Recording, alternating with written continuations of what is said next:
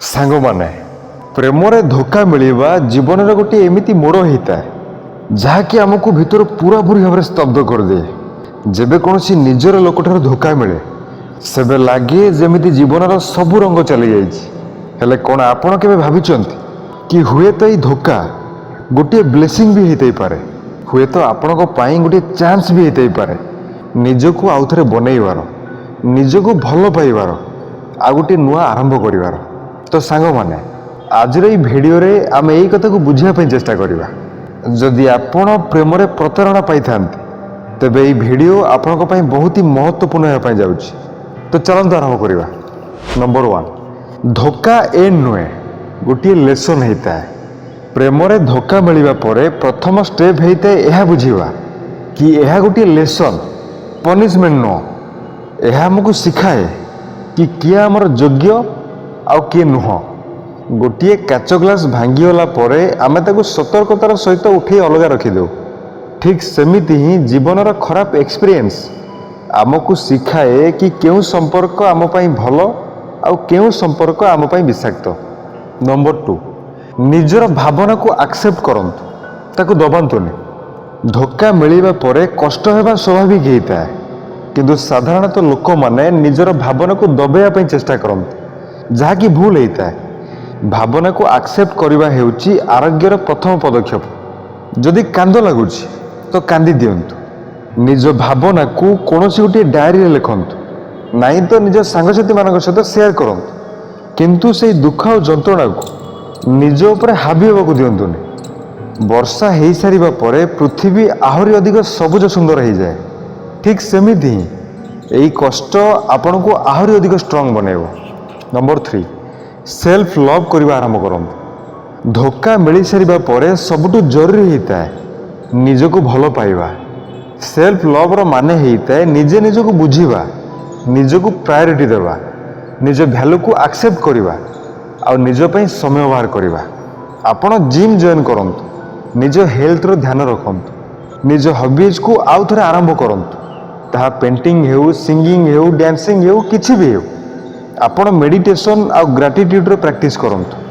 ବଲିଉଡ଼ର ଜଣେ ଆକ୍ଟ୍ରେସ୍ ଦୀପିକା ପାଦୁକୋନ, ସିଏ ବି ଡିପ୍ରେସନର ସାମ୍ନା କରିଥିଲେ, କିନ୍ତୁ ସେ ଡିପ୍ରେସନ୍ ଭିତରୁ ବାହାରି ନିଜ ଉପରେ ଫୋକସ୍ କଲେ, ନିଜ ପ୍ୟାସନ୍ ଉପରେ ଫୋକସ୍ କଲେ।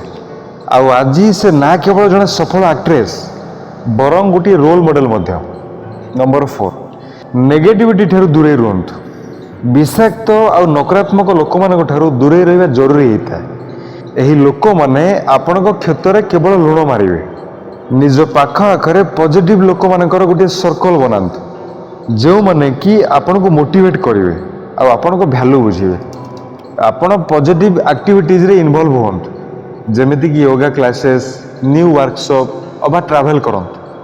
ନିଜ ପରିବାର ଆଉ ସେହି ସବୁ ସାଙ୍ଗସାଥିମାନଙ୍କ ସହିତ ଟାଇମ୍ ସ୍ପେଣ୍ଡ କରନ୍ତୁ ଯେଉଁମାନେ ସର୍ବଦା ଆପଣଙ୍କ ସାଥ ଦିଅନ୍ତି।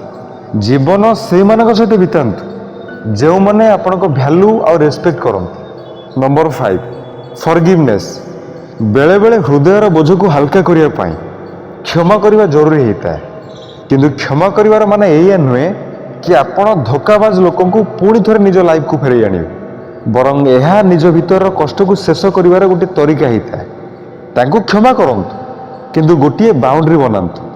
ଅପରା ୱିନଫ୍ରେ, ଜଣେ ଆମେରିକାନ ହୋଷ୍ଟ ଆଉ ଟେଲିଭିଜନ ପ୍ରଡ୍ୟୁସର, ସେ ତାଙ୍କ ସଂଘର୍ଷ ପରେ ଆଜି ଜଣେ ସଫଳ ଆଉ ଷ୍ଟ୍ରଙ୍ଗ ପର୍ସନାଲିଟି ହେଇପାରିଛନ୍ତି, କାରଣ ସେ ତାଙ୍କ ଯନ୍ତ୍ରଣାକୁ କ୍ଷମା କରି ନିଜ ଉପରେ ଫୋକସ୍ କଲେ। ନମ୍ବର 6, ଗୋଟିଏ ନୂଆ ଆରମ୍ଭ କରିବା ପାଇଁ ପ୍ରସ୍ତୁତ ହୁଅନ୍ତୁ। ପ୍ରେମରେ ପ୍ରତାରଣା ମିଳିବା ଗୋଟିଏ ନୂଆ ଆରମ୍ଭର ମୌକା ହେଇଥାଏ। ଆପଣ ନିଜ ସହିତ କମିଟମେଣ୍ଟ କରନ୍ତୁ କି ଏବେ ଆପଣ ନିଜ ଜୀବନକୁ ନିଜ ହିସାବରେ ଜୀଇବେ। ଗୋଟିଏ ଲିଷ୍ଟ ବନାନ୍ତୁ କି ଆପଣ ନିଜ ଲାଇଫରେ କ'ଣ ଆଚିଭ୍ କରିବାକୁ ଚାହୁଁଛନ୍ତି। ସେଇ ଗୋଲ୍ସ ପାଇଁ କଠୋର ପରିଶ୍ରମ କରନ୍ତୁ ଆଉ ନିଜର ସକ୍ସେସ୍କୁ ନିଜ କଷ୍ଟର ଉତ୍ତର ବନାନ୍ତୁ। J.K. ରୋଲିଂ, ଜଣେ ବ୍ରିଟିଶ ଅଥର, ତାଙ୍କୁ ଲାଇଫରେ ଧୋକା ଆଉ ବହୁତ ଷ୍ଟ୍ରଗଲର ସାମ୍ନା କରିବାକୁ ପଡ଼ିଲା, କିନ୍ତୁ ସେ ହ୍ୟାରି ପଟର ସିରିଜ୍ ଲେଖିକି ନିଜ ସ୍ୱପ୍ନକୁ ପୂରା କରିଥିଲେ, ଯାହାକି ଆଜି ଦୁନିଆର ସବୁଠାରୁ ସଫଳ ପୁସ୍ତକ ସିରିଜ୍ ଅଟେ। ସାଙ୍ଗମାନେ, ପ୍ରେମରେ ଧୋକା ମିଳିବାର ମାନେ ଏଇଆ ନୁହେଁ କି ଆପଣ ଦୁର୍ବଳ, ବରଂ ଏହାର ମାନେ ହେଇଥାଏ कि एबे आपण जीवन में आहरी अधिक स्ट्रंग होया पई पूरापूरी भाव प्रस्तुत। प्रत्येकटी धोखा गोटे नुआ आरंभर सिग्नाल होता है, निजर भैल्यू बुझीबार गोटे चांस होता है। सांग माने जदि आज भिडटी आपन को भल लगी था तो लाइक करंतु, निजर सांगसाथी मान सहित शेयर करंतु, आम चैनल को सब्सक्राइब करने को जमा भी भूलु ना।